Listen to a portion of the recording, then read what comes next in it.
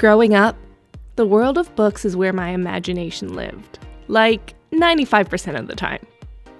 Novels, anthologies, and books of essays showed me that the world was so much bigger than what my eyes could see. They still do. On this week's episode, student host Emma Jean is joined by Charlotte Knipp, a multi-talented marketer, poet, and writer currently working at Penguin Random House Canada. Charlotte discusses her ever-evolving role in the world of publishing, how she first discovered her voice as a poet, and what it's like to be a social media influencer on the side. I hope you enjoy.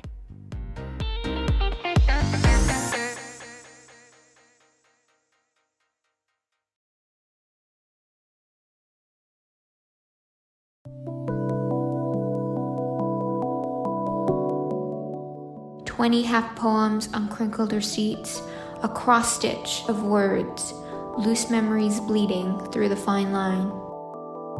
The world seems to me to be hard to understand sometimes.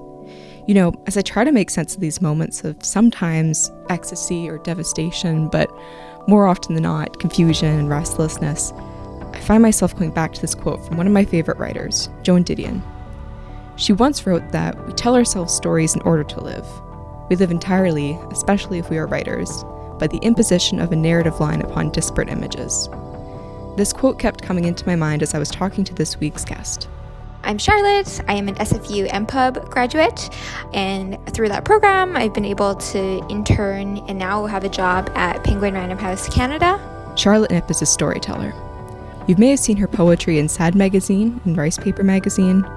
At 20, I go on cheap dates, pay for losing bits of myself to house special wines in the back of unkept heads. Or in the marketing that she does for Penguin Random House Canada, or her social media accounts dedicated to books and Vancouver events and food and live music. She's also a graduate of SFU's Masters of Publishing. Each of these avenues provide a different way for Charlotte to put these narrative lines through the disparate images of her mind and the world around her. She creates these narratives to convey the brilliance of a book or her own experiences or the experiences of others to make a living. In short, she tells stories in order to live.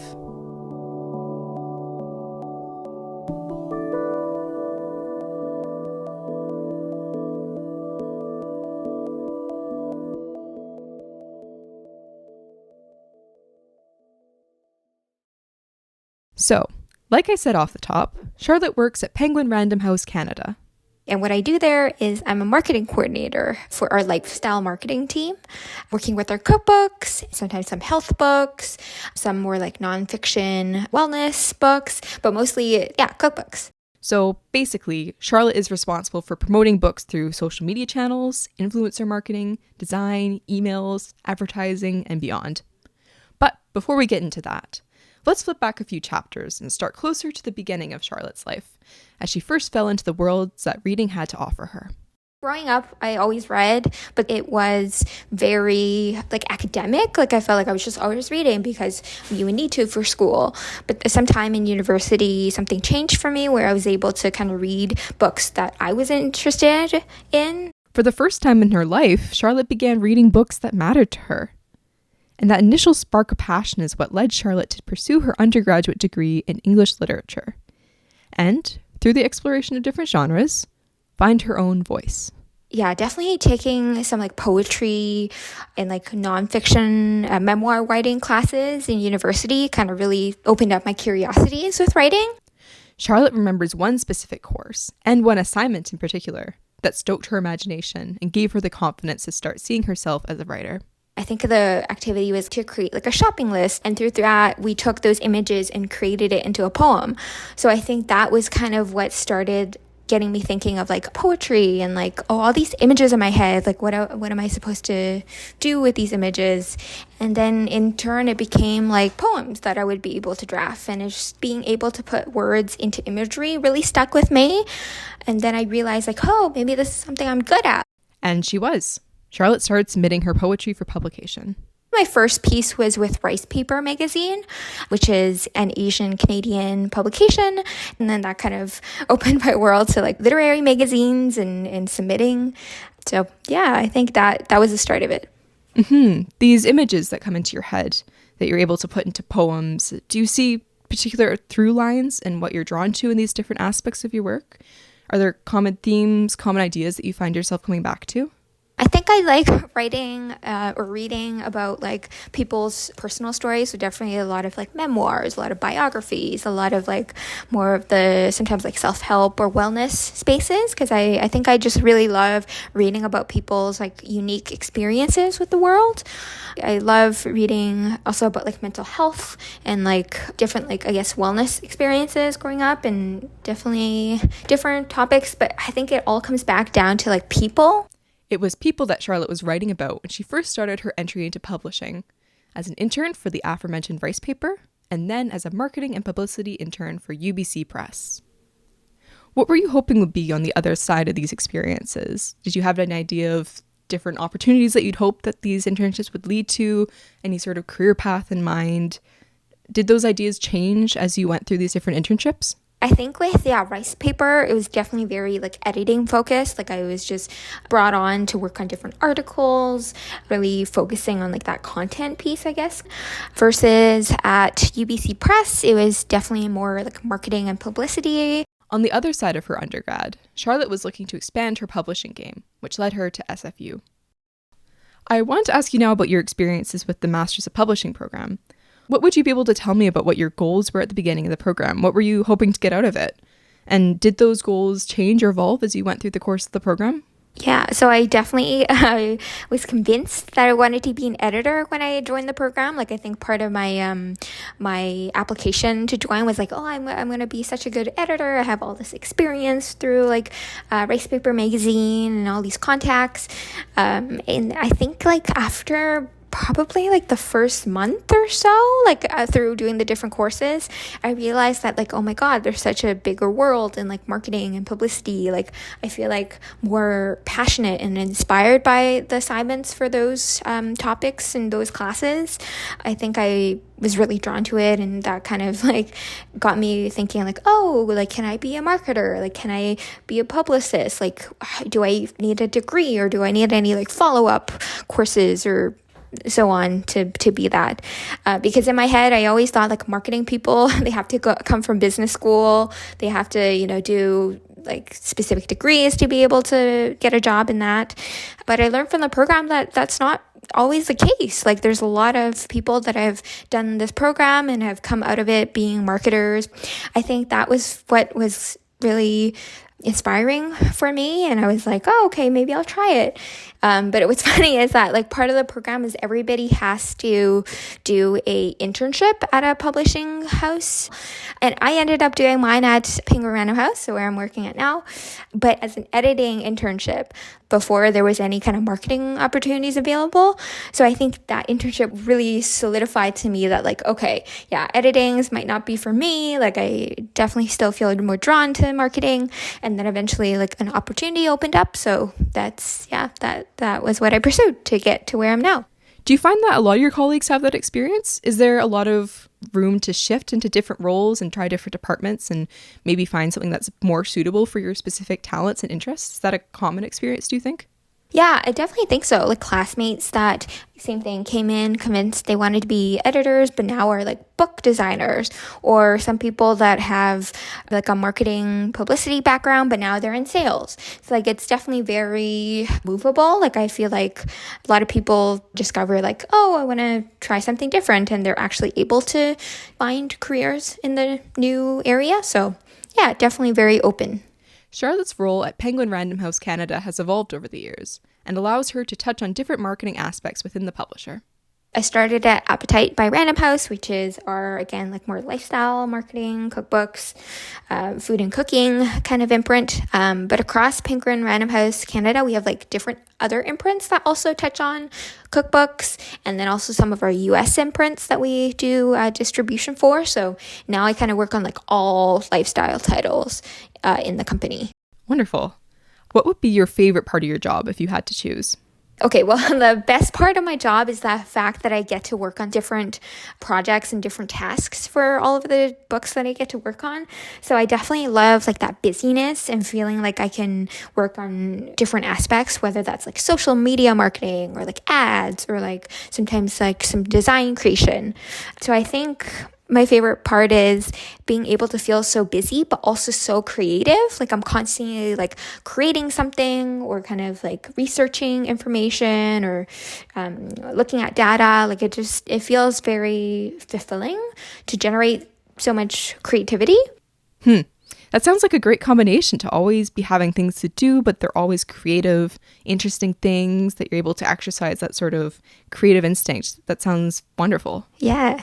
What would you say your average workday looks like? I feel like no day is the same.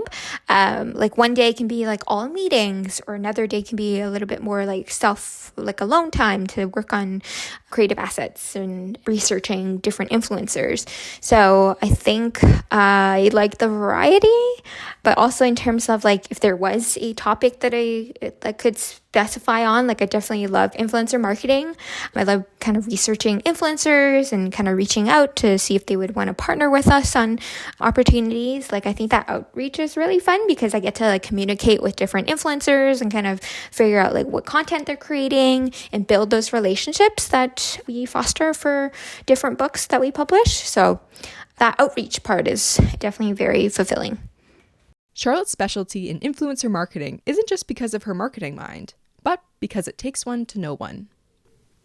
I wanted to ask, I know you have your own social media presence where you promote, am I correct? It's an Instagram account dedicated to what you're reading, all the different books that you're passionate about, to use the term bookstagram, like an Instagram account dedicated to books.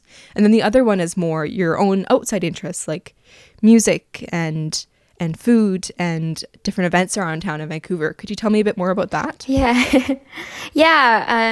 Definitely. I think through working my job, I always wanted to create like a Bookstagram account because, I do so much outreach to different Bookstagram accounts. So I think one of the goals I had last year was like, okay, I'm going to create my own Bookstagram account. I'm just going to document whatever I'm reading and just like share it to the world. And I think I had so much hesitancy and like a struggle with it because I felt like I was just already doing that for work. And so I had no more like creative juices to be devoting to like my own platform. So I think eventually last year when my friends just convinced me like, okay, you should just do it, just start the account and just see where it takes you, which is what I did. So now I'm kind of like on and off on it. Like I think sometimes when I read a really good book or it's like really popular or trending, then I'll post something and a little kind of like, hey, I'm still alive, I'm still around, I'm still reading kind of post. And then in terms of my personal Instagram, I think I've always wanted to just post whatever like experience I'm at or different I live in Vancouver, so different city happenings. That's more so just like a personal space to post if like I'm trying a new cafe or if you go to concerts and fun things that I get to do around the city with my friends. So fantastic. Would you consider yourself to be a big live music fan then? I am definitely a concert fangirl, a concert junkie. If there's anything anybody needs to know about me, it's that I love Taylor Swift and I am a concert fanatic. Okay, I have to ask then, what's the best concert you've ever been to? Taylor's Eras Tour has been like the best concert ever.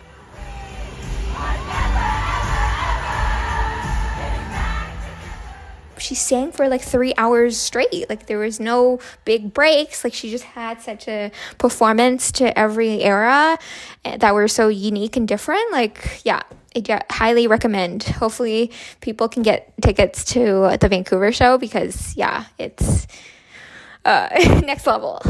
Yeah, I think definitely one of my favorite concerts that I've been to, certainly most memorable, was when she came to Vancouver and did Red.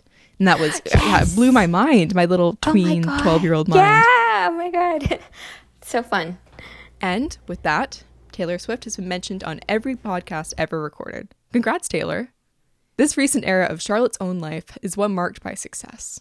A job that is constantly creative, that promotes literacy and culinary arts, and allows time for your own creative endeavors? It sounds pretty ideal to me, but it's easier said than done. Now that you have this position where you can be creative full time, How has that changed your own creative output for your own work that you want to do? Yeah, I think it's definitely been really hard because I work, 8 hours a day, and that's a big chunk of your day that kind of gets blocked off for professional work. So I think it's often hard to find time after work to still be writing or still feel creative, because you feel like, I just gave all my energy to a piece of work, and now I might just want to chill, or just want to be with friends, or just want to be with family. I want some rest time. Finding the time, I think, is the hardest part. But I think recently I've been trying to dedicate maybe weekends to see if I could maybe even find an hour, or even meeting friends at a cafe to work on something together, so it feels social and I'm working on something productive. So I think that has been helping. But I think, most days it's just a matter of work, and then trying to make a balance for friends, family, and personal time. Going back to these different facets of your work and all your different types of creative output. Yeah. What are your main goals for the future for these different paths? Yeah, so I think my next big creative goal is to publish something for myself. I think I always, wanted to be a published author, but to get there, I think a full-length novel seems very daunting. So I think to start with a chapbook feels a little bit more realistic. A chapbook is a small book of poems or stories for the uninitiated. And I've been kind of working on a manuscript right now, kind of working with the editor to get it edited in shape. And potentially I think I'll be submitting to different publishing houses soon. So hopefully, fingers crossed, it works out. Thanks. So I think really working on my chapbook, getting it published. And then from that, maybe I would potentially look at publishing my own poetry book. If I get really good feedback and good engagement with that, maybe I could look into working on a full-length poetry book, because I think there's always I've always had these poems kind of in my head, in my notebooks, in my iPhone notes app. They're kind of all there. I just need to kind of put it together and kind of string it along around a central theme. So I think that's hopefully within the 5 years goal. Charlotte was generous enough to share a poem that she wrote about an earlier chapter on the subject of growth, longing, and what it is to be 20 years old. 20 is a dream. 20 half poems on crinkled receipts, a cross-stitch of words, loose memories bleeding through the fine line. At 20, I go on cheap dates, pay for losing bits of myself to house special wines in the back of unkempt heads. I take hostage in back seats and sunroofs, staring at foggy Vancouver, sighing. At 20, I meet Hugh Dancy in a bookstore.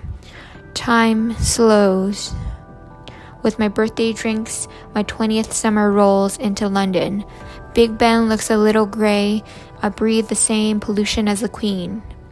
At 20, I'm called a racial slur for the first time in Chinatown. I almost throw my chassis bao across the street, sighing. I come home to ghosts under my bed, vacuum the crumbs of ripped receipts to make room for dreaming. 20 is a dream. The sky is saltwater taffy, Asian waves around my every curve, and I float.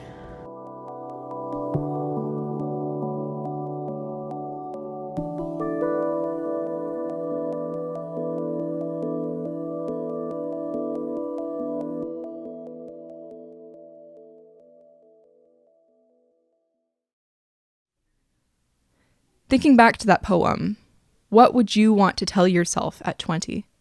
My younger self was so scared of not knowing what to do with my English degree. I think I was so focused on finishing the degree, so focused on doing well in the courses that I feel like I didn't give enough time to really explore the connections and kind of explore different workshops, different reading opportunities, different reaching out to professors to learn more about a certain topic or a certain book that we were reading. I feel like I didn't really reach out enough to make those connections.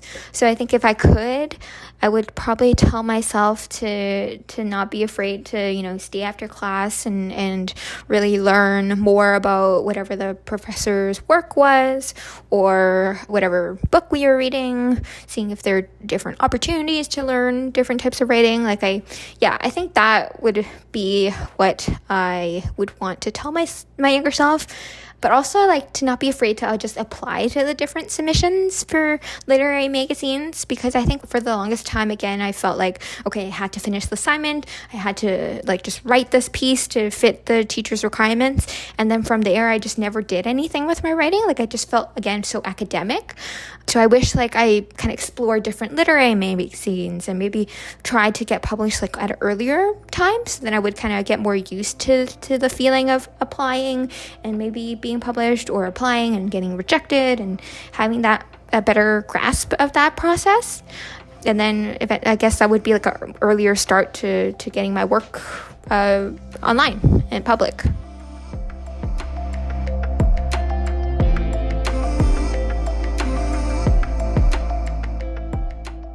I wish there were more people that were open to talking about their experiences and kind of offering their advice to help with their career. So definitely providing that support.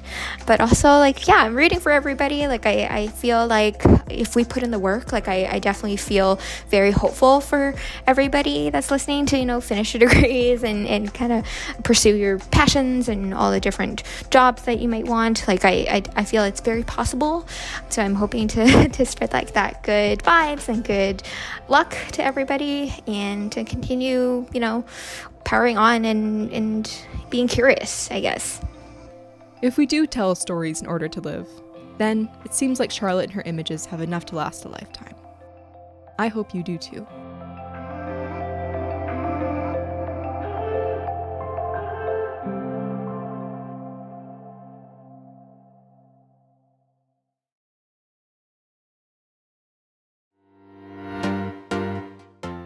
Many thanks to Charlotte Knipp for sharing her passion and her poetry. What an absolute treat. You can follow her on Instagram @Charlotte Knipp and check out her bookstagram @Seasonally Reading. Charlotte was also generous enough to share that if you're an SFU student interested in learning more about the publishing industry, you're welcome to reach out to her on LinkedIn with any questions. FCAT After School is produced by Emma Jean, Torian Cafferata, and Stephanie Werner, with help from Stu Pop and Tessa Perkins-Deneau. We respectfully acknowledge the Musqueam, Squamish, Tsleil-Waututh, Katzie, Coquitlam, Kakite, Kwantlen, Samiamu, and Sawasans peoples on whose unceded traditional territories our 3 campuses reside, and where many of the stories shared in our series take place. If you enjoyed this episode, make sure to leave us a rating and subscribe to FCAT After School wherever you listen to podcasts. You can follow us on social media @FCAT@SFU. That's FCAT@SFU across all platforms. For feedback or guest suggestions, reach us by email at fcateng@sfu.ca. All links in the show notes. See you next time.